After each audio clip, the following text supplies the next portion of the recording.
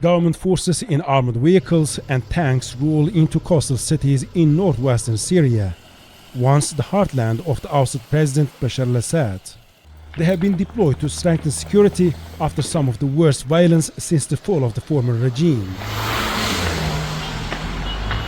On Thursday, fighters loyal to Assad carried out coordinated attacks on checkpoints, security convoys, and military positions. Security forces say they have pushed the fighters to the outskirts of Tartous and Latakia.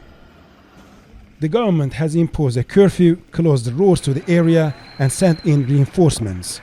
Many set off from the northern region of Aleppo.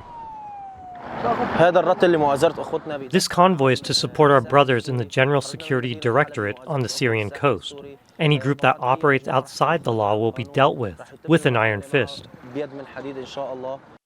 Dozens of people, civilians as well as former members of the Assad regime and their families, took refuge at Russia's Hmeimim airbase in Latakia. Many clutching their belongings with no obvious place to shelter. Hundreds of people have been killed. The government says that most individuals involved in the killing of civilians are not security personnel, but rather unaffiliated armed individuals who have since been arrested.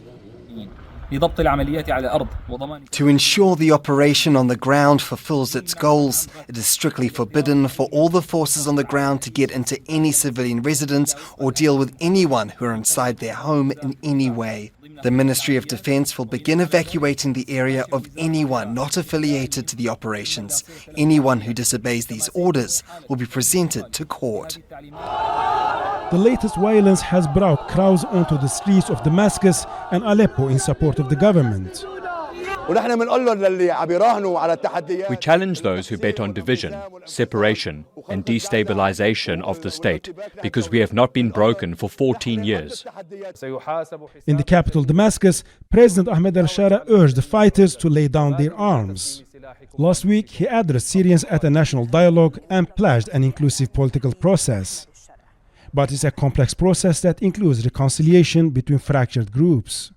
This descent into sectarianism has been a long time coming. And in fact, observers have predicted it for some time. It's actually quite impressive that the new government under Ahmed al-Shara has managed to keep a lid on things until now. But their bluff has very much been called. They now need to respond.